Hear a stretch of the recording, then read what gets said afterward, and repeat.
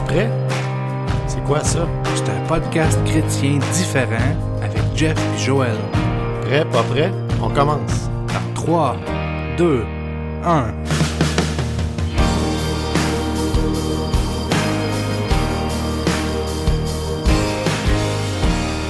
Bonjour tout le monde, bienvenue à l'épisode 6 du podcast Es-tu prêt? Mon nom c'est Jean-François, je suis en compagnie de Joël. Bonjour Joël, ça va bien? Salut Jean-François, oui, ça va super bien. Good. Donc aujourd'hui, le sujet du jour ou la question du jour, si je peux dire ça ainsi, c'est une question qu'on s'est posée dans d'autres épisodes, les épisodes passés. C'est à savoir si Dieu existe et si Dieu est bon et s'il est juste, alors pourquoi les hôpitaux sont pleins de gens malades? Donc c'est une question légitime que les gens se posent. Donc il y a sûrement une bonne réponse à cette question-là. Oui, c'est sûr qu'il y a une réponse à ça. Et puis aujourd'hui, j'espère qu'on va être capable d'y répondre, de faire réaliser aux gens que Dieu fonctionne selon des lois, des ordonnances, des principes. Mm-hmm. Puis de démêler un peu tout ça pour réaliser, là, moi aujourd'hui, Jean-François, mon objectif, c'est de prouver aux gens qui nous écoutent que Dieu est fidèle, que Dieu est juste. Une question, je pense, que les gens se posent souvent. Mais si tu me permets, avant de commencer, j'ai une question qui m'a été posée à la suite des derniers épisodes, qui était une question à propos de quelque chose qu'on fait dans l'épisode qui est de prier au nom de Jésus-Christ. Tu sais, quand on fait une prière, on prie au nom de Jésus-Christ, puis c'est pas nécessairement quelque chose de commun. Donc, une auditrice m'a posé la question en me disant « Vous priez au nom de Jésus-Christ ». Donc, je voulais peut-être prendre l'opportunité de répondre rapidement, parce que c'est une réponse qui est simple à donner à nos auditeurs qui se poseraient la question. On fait pas juste prier au nom de Jésus-Christ, JF, on fait tout au nom de Jésus-Christ, parce que Paul a dit dans Colossiens, au chapitre 3, je suis pas sûr quel verset, mais Paul a dit « Quoi que vous faites, parole ou en œuvre, faites tout au nom de Jésus-Christ ». Donc, on fait ce podcast au nom de Jésus-Christ, on prie au nom de Jésus-Christ, on bénit notre repas au nom de Jésus-Christ, on mange au nom de Jésus-Christ, on marche, on conduit. Tout ce qu'on fait, que ce soit en œuvre ou en parole, on veut le faire au nom de Jésus-Christ en rendant des actions de grâce, comme la Bible nous le dit. Donc, c'est simplement pour cette raison-là qu'on fait nos prières au nom de Jésus-Christ, parce que la Bible nous dit de le faire. Voilà, donc je voulais répondre à la question avant de débuter. Donc, avant d'entrer dans les versets bibliques, parce que j'ai beaucoup de versets aujourd'hui, Jeff, je voulais qu'on réfléchisse ou qu'on regarde plutôt c'est quoi ça veut dire ça être fidèle, puis c'est quoi que ça veut dire être juste, parce que c'est des beaux grands mots. Sauf que j'ai pris le temps d'ouvrir le dictionnaire pour regarder c'est quoi ça veut dire fidèle, et selon le dictionnaire, c'est quoi ça veut dire juste, pour qu'on parle de la même chose, au moins, qu'on ait une base, qu'on comprenne c'est quoi la fidélité puis c'est quoi la justice. Donc, le dictionnaire nous dit que fidèle, c'est quelqu'un de fidèle, c'est quelqu'un qui ne manque pas à la fois donné à quelqu'un ou aux engagements pris envers quelqu'un.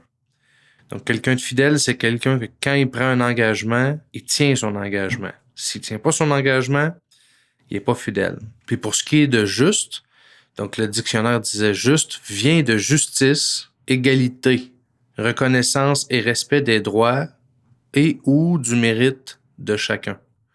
Donc, égalité. C'est-à-dire que si Dieu est fidèle, si dans sa parole il dit, par exemple, qu'il va me guérir, je suis l'Éternel qui guérit toutes tes maladies. S'il est fidèle, il faut qu'il me guérisse. S'il manque à son engagement, c'est un Dieu qui est pas fidèle.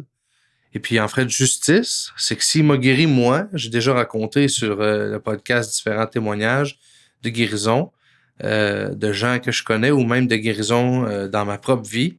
Donc, s'il m'a guéri, moi, s'il est juste, il doit te guérir toi, Jeff.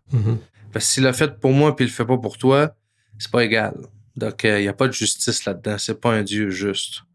Puis tu vois, cette question-là, beaucoup de gens nous la posent, mais moi, il y a une fois qui me marque, une fois où elle m'a été posée, et puis je veux te raconter avant de commencer à y répondre. C'est quand que je suis allé à Cornwall, en Ontario. Donc, on avait fait un événement d'évangélisation à Cornwall, puis on avait des kiosques pour présenter la parole de Dieu aux gens. Puis on parlait de guérison. Il y avait des roll-ups, là, des bannières avec des témoignages de gens qui ont été guéris dessus. Et puis il y a un monsieur qui passait dans le hall. Et puis moi, je voulais l'aborder. Puis il me dit comme ça, vous dites que Dieu guérit, mais pourquoi les hôpitaux sont pleins de malades d'abord? Exactement la même question, mais il était vraiment choqué, tu sais. Mais il m'a pas laissé la chance de répondre. OK. Il a dit ça en marchant comme ça, mais il s'est même pas arrêté sur son chemin. Son objectif, c'était pas de trouver une réponse, c'était juste de nous rabrouer dans notre effort. Donc, j'ai pas eu la chance de lui répondre cette fois-là. Mais je vais répondre à ça aujourd'hui. En tout cas, je vais tenter. Je pense pas qu'il va l'écouter, mais je vais lui répondre comme s'il m'écoutait. Puis j'espère que ça va bénir les gens qui nous écoutent. Et pour commencer à faire une toile de fond pour répondre à ça, j'ai une question à te poser, Jeff. Puis c'est la question que j'aime vraiment poser aux gens qui veulent parler de miracles, de guérisons divines qui viennent de la part de Dieu. Même les gens, même les chrétiens, parce qu'il y a des gens qui professent être chrétiens, puis qui disent que la guérison divine, la guérison qui vient de Dieu, c'était pour une autre époque. Tu sais, personne ne peut nier que quand Jésus était sur la terre, il a fait d'innombrables miracles, il a accompli d'innombrables guérisons. Si tu nies que Jésus a guéri les gens, t'es juste pas un chrétien, tu crois pas la Bible. Tous les chrétiens croient que Jésus, quand il était sur la terre, il faisait des miracles. Ce que les gens ont de la misère à croire, c'est que le même Dieu accomplit encore les mêmes choses aujourd'hui. Puis ils ont de la misère à le croire parce qu'avec leur jeu naturel, ils regardent autour d'eux, puis ils voient justement des hôpitaux pleins de malades, des institutions psychiatriques pleines de malades. Donc la question que je te pose aujourd'hui, JF, pour commencer, c'est quand Jésus il était sur la terre, là, Jésus présent sur la terre, est-ce que tu crois qu'il pouvait guérir tout le monde? Je pense pas, non, il pouvait pas guérir tout le monde. OK. Il pouvait pas guérir tout le monde, pourquoi? Il pouvait si les gens croyaient. Si les gens le fuyaient, voulaient rien savoir de lui, je crois qu'il pouvait pas. OK. Ben, tu vois, t'es pas mal proche de la réponse parce que il y a des versets bibliques qui m'ont étonné la première fois que je les ai lus, puis même perplexé. Je me rappelle, quelques années en arrière, je vivais un peu avec cette impression-là que Jésus, il est là sur la terre. C'est Dieu fait chair. Il va guérir tout le monde, right? Tu sais, je veux dire, il a le pouvoir. C'est Dieu tout-puissant fait chair. Il a le pouvoir de guérir tout le monde.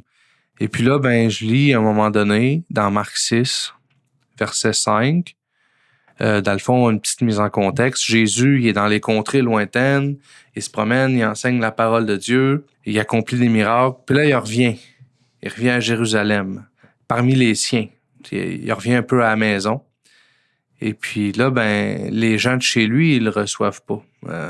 Il y en a qui disent, c'est pas le fils de Marie, ça, puis du charpentier, puis soit ils le reconnaissent pas en qualité de qui est. Puis là, la Bible nous dit, au verset 5, il ne put faire là aucun miracle, si ce n'est qu'il imposa les mains à quelques malades et les guérit. Verset 6. Et il s'étonnait de leur incrédulité. Tu vois? Il a pu faire aucun miracle à Jérusalem, ou presque aucun miracle, à cause de leur incrédulité. Pourtant, c'était Dieu fait chair. Il en avait fait des centaines, des milliers de miracles avant de revenir dans son pays ou dans sa contrée. Mais quand il arrivait là, les gens ne croyaient pas en son ministère, ne croyaient pas en sa puissance. Puis à cause de ça, il était capable de faire aucun miracle. Puis la première fois que j'ai lu ça, ça m'a laissé un peu perplexe. Parce que je me disais, voyons, il peut faire des miracles coûte que coûte, tu sais. C'est ça, la puissance n'est pas limitée, la puissance est grande, la puissance est là, dans le fond. Exact. Ce qui manque, c'est d'autres choses. Ce qui manque, c'est que ce qui me manquait, c'était de réaliser que Dieu travaille selon des lois. C'est Dieu qui les a créées. Puis si c'est un Dieu qui change pas, il respecte ses propres lois, ses propres principes qu'il a créés. Puis je vais aller plus loin que ça. Jésus a été mis sur la terre pour nous servir d'exemple. Donc, il a vécu la vie que nous tous pouvons mener si seulement on s'abandonne totalement à lui. On peut tous mener la même vie que Jésus a mené, accomplir les mêmes miracles. D'ailleurs, il a promis, il a dit que ses signes et ses prodiges accompagneraient ceux qui croyaient en lui. Si on en vient à s'abandonner suffisamment, les mêmes signes, les mêmes miracles peuvent se produire. Donc là, on lit un verset qui dit que même Jésus lui-même, quand il est dans sa contrée, dans son pays, ne peut pas faire de miracle à cause de l'incrédulité des gens. Donc, c'est sûr que ça remet tout ça un peu en perspective. Et puis là, on peut lire 3 chapitres plus loin dans Marc, une parabole, une histoire qui remet ça encore vraiment plus en perspective pour nous faire comprendre. C'est un homme qui amène son enfant qui est épileptique. Donc, il y a un démon d'épilepsie qui est sur l'enfant qui fait que l'enfant fait des convulsions. Il se jette dans le feu, il se jette dans l'eau. Le démon essaie de faire périr l'enfant. Puis, il amène l'enfant à Jésus pour que l'enfant soit guéri. Et puis là, Jésus puis le père de l'enfant discutent ensemble à propos de la guérison de l'enfant. Et puis, j'aimerais ça qu'on lise dans Marc 9 à partir du verset 21. Jésus demanda au Père, « Combien y a-t-il de temps que cela lui arrive? » « Depuis son enfance, répondit-il. Et souvent l'Esprit l'a jeté dans le feu et dans l'eau pour le faire périr. Mais, si tu peux quelque chose, viens à notre secours, aie compassion de nous. » Jésus lui dit, « Si tu peux, tout est possible à celui qui croit. » Aussitôt le père de l'enfant s'écria, « Je crois, viens au secours de mon incrédulité. » Jésus, voyant courir la foule, menaça l'esprit impur et lui dit, « Esprit muet et sourd, je te l'ordonne, sors de cet enfant et n'y rentre plus. » Et il sortit, en poussant des cris et en l'agitant avec une grande violence. L'enfant devint comme mort, de sorte que plusieurs disaient qu'il était mort. Mais Jésus, l'ayant pris par la main, le fit lever, et il se tint debout. Voilà.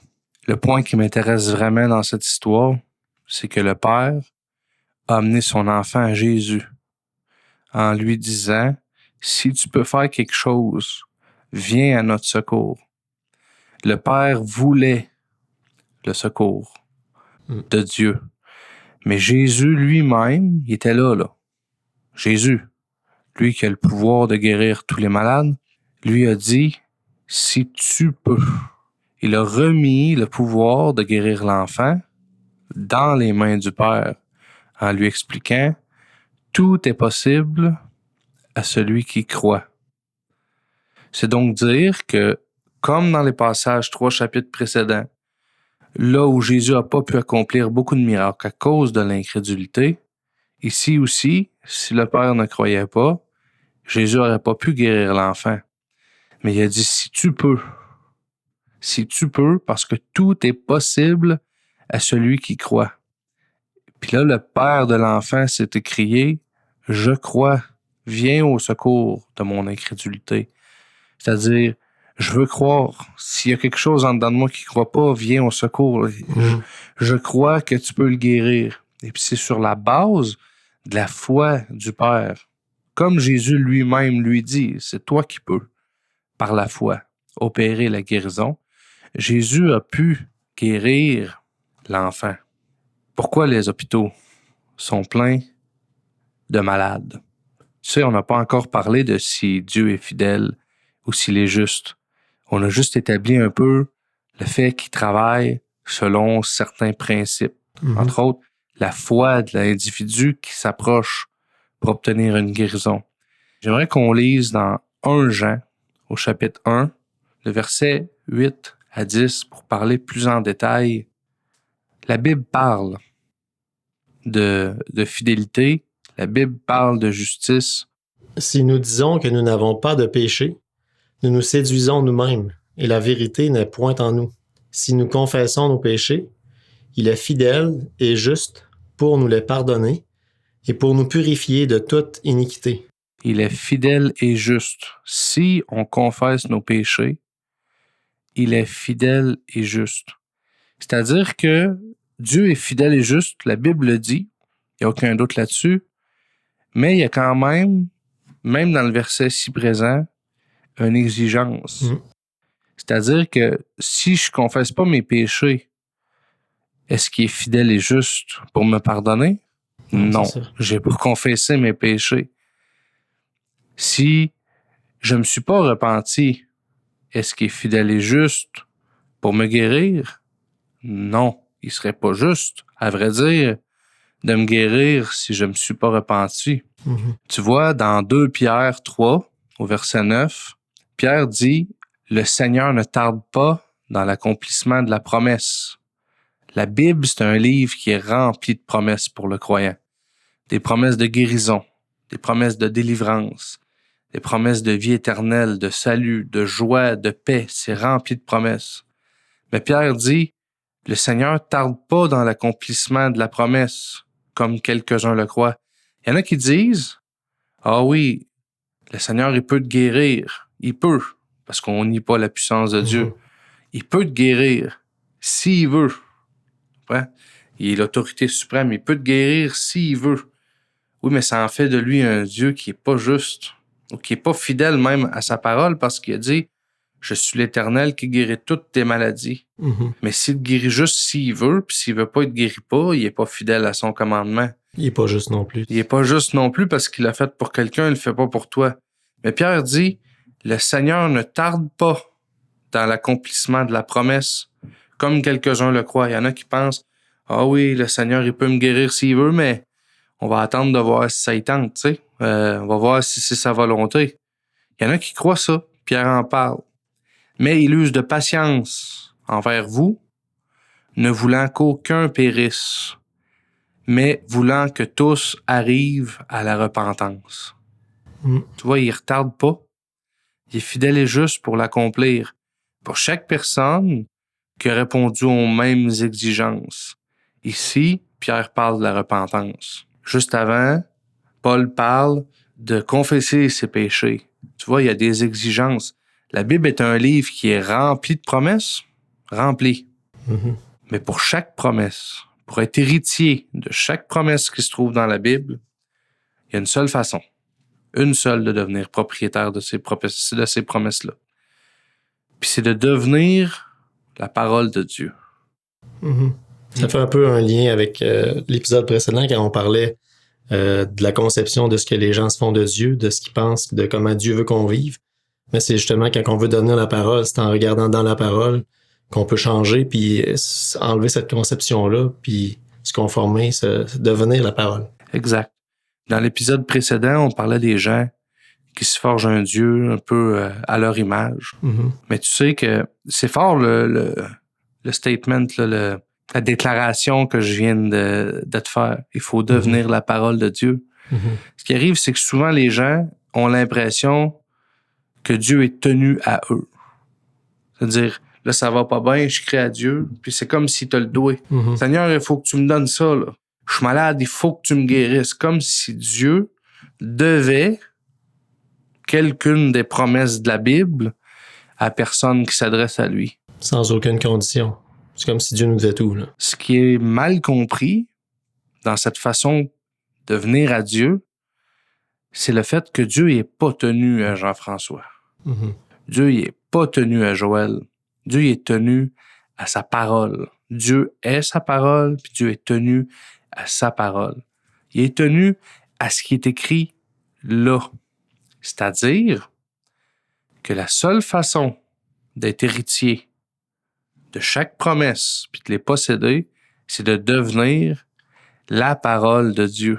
Parce que Dieu, il est fidèle pour accomplir tout ce qu'il a dit dans la Bible, puis il est juste pour le faire pour toi, si tu réponds aux exigences, puis pour moi, si je réponds aux exigences. Mais tu vois, ce qui arrive avec les gens, c'est qu'ils sont incrédules pour commencer. Le fait qu'ils disent, c'est ça, si Dieu existe, comment ça se fait que je suis à l'hôpital malade? C'est pas une complainte en cherchant pourquoi ils sont vraiment malades à l'hôpital. Même si c'est une question qu'ils posent, c'est pas une question auquel ils cherchent vraiment une réponse, mais c'est plutôt une critique qui dévoile au grand jour leur incrédulité, le fait qu'ils croient pas en Dieu. Peu de gens veulent vraiment savoir ce qu'ils doivent faire pour être héritiers de chaque promesse de la Bible. Puis tu sais que si Dieu l'accomplit pour quelqu'un qui le sert pas, qui le suit pas, qui le croit pas, qui croit pas en Dieu, qui a pas la foi, puis qui veut rien savoir, s'il le fait pour lui, il n'y a pas non plus de justice là-dedans. Il n'y a pas de justice. Ça voudrait dire qu'on sert un Dieu qui change, qu'il l'a toujours fait pour les gens qui ont cru. Même quand Jésus était sur la terre physiquement, il pouvait pas le faire pour les gens qui croyaient pas. C'est pas quelque chose qui change aujourd'hui.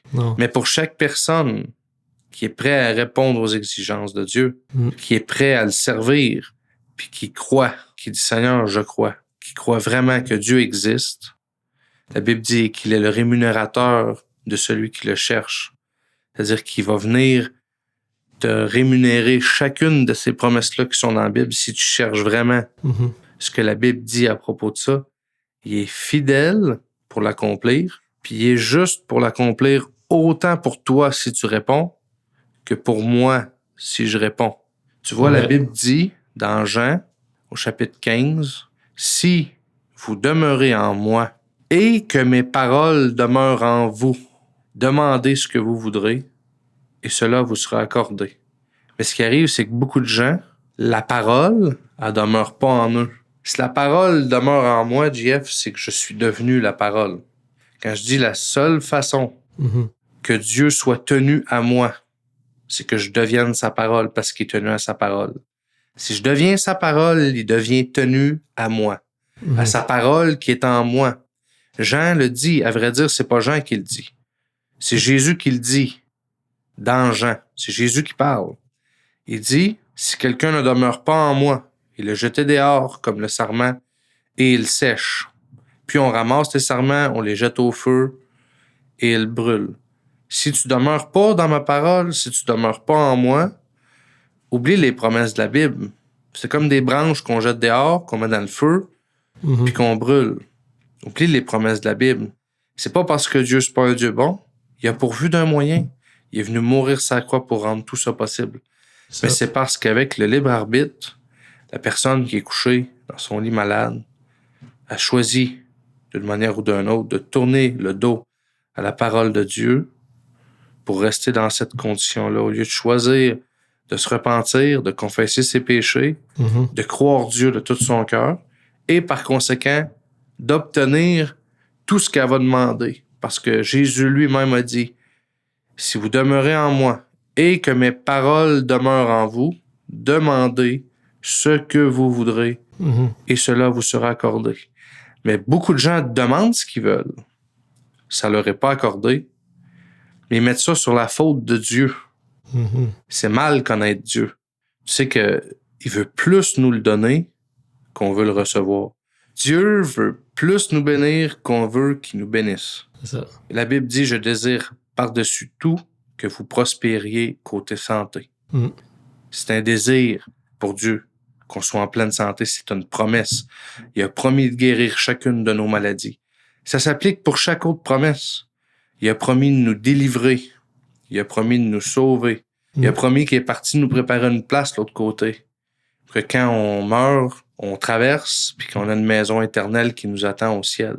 Mais pour chacune des promesses, il y a une exigence. C'est pas tout le monde qui meurt qui va au ciel, comme on a parlé dans le dernier épisode. C'est pas parce que j'ai mené une bonne vie non plus. Mais c'est parce que je suis devenu la parole de Dieu. Donc, Dieu est devenu tenu à moi. À sa parole qui habite en moi. Il tarde pas dans l'accomplissement de la promesse. C'est jamais nous qui attendons après Dieu. Souvent, on voit des gens qui attendent après Dieu pour obtenir quelque chose. Mais souvent, c'est plutôt Dieu qui attend après nous, qui veut plus nous le donner qu'on veut le recevoir, mais on répond pas aux exigences, puis on n'a pas non plus le désir de les connaître ou de les remplir. On veut juste qu'il nous le donne de la manière qu'on est maintenant, puis de la manière qu'on vit maintenant. Fais juste me le donner. C'est ça, on n'est pas prêt à le recevoir, mais on veut le recevoir quand même. Exact. C'est pas comme ça que Dieu fonctionne, en effet. Dieu est fidèle et juste. Mais il est pas fidèle à Joël, puis il est pas juste avec Joël. Il est fidèle à sa parole, puis il est juste avec sa parole. Et c'est quand on devient une partie de cette parole-là, quand ces paroles-là viennent demeurer en nous. Jean, chapitre 15, verset 7. « Si vous demeurez en moi et que mes paroles demeurent en vous, demandez ce que vous voudrez et cela vous sera accordé. » Quand on mange cette Bible-là, qu'on cherche pour connaître Dieu, qu'on cherche pour connaître ce qu'il veut pour notre vie, qu'on veut répondre aux exigences, en retour, Dieu est tenu à nous. Puis quand on demande quelque chose, avec foi, ça nous est accordé. Puis JF, je crois de tout mon cœur que si tous les patients d'un hôpital choisissaient de donner leur vie à Dieu, de se repentir, de confesser ses péchés et croyaient que Dieu est ressuscité des morts puis qu'il a accompli son sacrifice au calvaire pour les guérir, on viderait l'hôpital. Les gens en chaise roulante se lèveraient. Les gens en béquilles sortiraient avec leurs béquilles sur l'épaule. Les gens qui avaient des bosses, des tumeurs, les bosses seraient disparus. Tous les malades seraient guéris par la puissance de Dieu. Mais ce qu'il y a, c'est qu'en 2020, les gens ne veulent plus entendre parler de Dieu. Souvent, quand ils en font une complainte, c'est une dérision. C'est plus une moquerie qu'une question sincère qui vise à savoir puis à comprendre qui Dieu est puis comment on peut devenir un enfant de Dieu puis profiter de chaque promesse qu'il y a dans le livre. Quand on comprend comment Dieu fonctionne davantage puis qu'on est prêt à chercher dans le livre puis devenir cette parole-là, on est ce qu'on mange. Tu sais, ils disent ça même dans le naturel. Quand on suit un programme d'entraînement là, pour perdre du poids ou gagner du muscle, ils nous disent qu'on est ce qu'on mange. Si ton coach te voit manger des beignes puis du gâteau, ça se peut même qu'il arrête de t'entraîner parce que tu brises le but que tu cherches à atteindre. Mais dans le spirituel, c'est la même chose. On devient ce qu'on mange. Puis quand ce qu'on mange, c'est la parole de Dieu, on devient la parole de Dieu. Puis quand on devient la parole de Dieu, toutes les promesses qui se trouvent nous appartiennent. Puis c'est là qu'on a une vie qui est complètement changée. Quand on demande, on peut demander avec foi parce que la parole habite en nous. Exact. Si la parole habite pas en nous, ben on peut demander, mais la foi sera pas là. Exact. Encore pire, si on connaît l'exigence puis qu'on sait qu'on la rencontre pas, c'est impossible d'ajouter foi à ça. C'est ça. C'est sûr qu'on connaît pas une exigence, c'est rare qu'on la rencontre. C'est ça. Mais quand on connaît l'exigence et qu'on la rencontre pas, c'est pire encore. On peut absolument pas ajouter foi à ça. C'est ça. Donc, on demande sans foi et sans la foi, il est impossible de plaire à Dieu, la Bible dit. Ça prend la foi pour plaire à Dieu. Puis pour avoir la foi, lorsque nous demandons à Dieu, il faut que ces paroles-là demeurent en nous. C'est la façon dont Dieu fonctionne. Donc, j'espère que c'est un éclaircissement pour ceux qui nous écoutent, que ça leur permet de comprendre que c'est pas la volonté de Dieu que les hôpitaux soient pleins de monde. Quand il est mort sur la croix, il est mort pour sauver et guérir tous les êtres humains. En ce sens-là, la personne dont on parlait au dernier épisode qui disait « Ah, Dieu, c'est un Dieu bon, il veut pas qu'aucun périsse », oui, c'est vrai. Dieu, c'est un Dieu bon. Il voudrait pas qu'aucun périsse. Il était prêt à souffrir le sacrifice, la mort même de la croix. Il était prêt à souffrir cette mort-là, à payer le prix pour nous donner un chemin d'accès, une possibilité d'hériter de la vie éternelle, de la guérison, puis de toutes les promesses du livre. Mais il peut pas non plus le décider pour nous parce qu'il nous a créés à son image.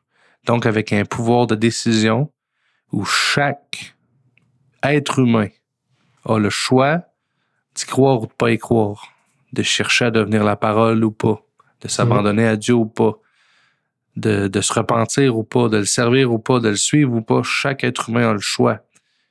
Puis, tristement, beaucoup d'êtres humains font le mauvais choix.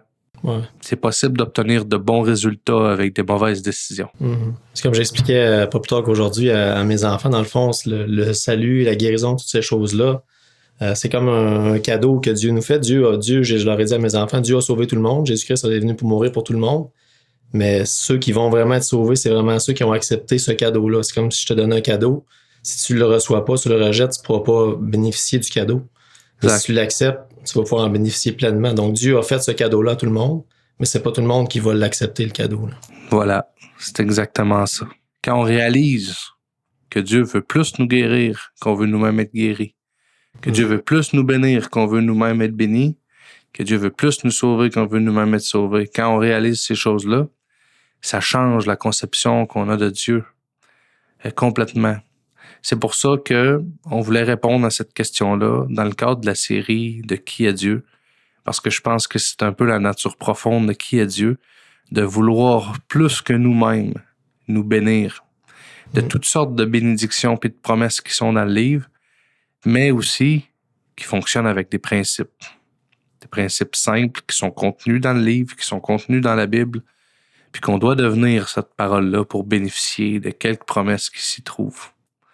Donc, j'espère que ça vous a éclairé. Ça a peut-être suscité aussi des questions additionnelles. Vous savez, vous pouvez toujours nous écrire pour en parler, prendre contact avec nous En début d'épisode, j'ai répondu à une question qu'on avait reçue. On va toujours tenter assez rapidement de répondre aux questions qu'on recevrait via le site web. On va vous répondre directement aussi en passant, pas juste sur l'épisode. Mais s'il y a une personne qui pose la question, c'est qu'il y a probablement 50 personnes qui se la posent mais qui ne l'ont pas posée. Donc, on va toujours faire un retour là-dessus dans un futur épisode.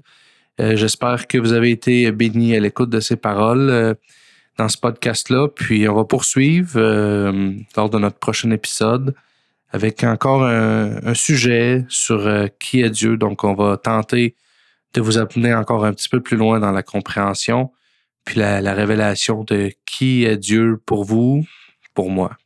Que Dieu vous bénisse. Bonne semaine. Bonne semaine. Bye-bye. T'as une question, un commentaire ou tu voudrais nous contacter? Tu peux nous écrire au contact@commercial-es-tu-prêt.info. Ça va nous faire plaisir de te répondre. À bientôt!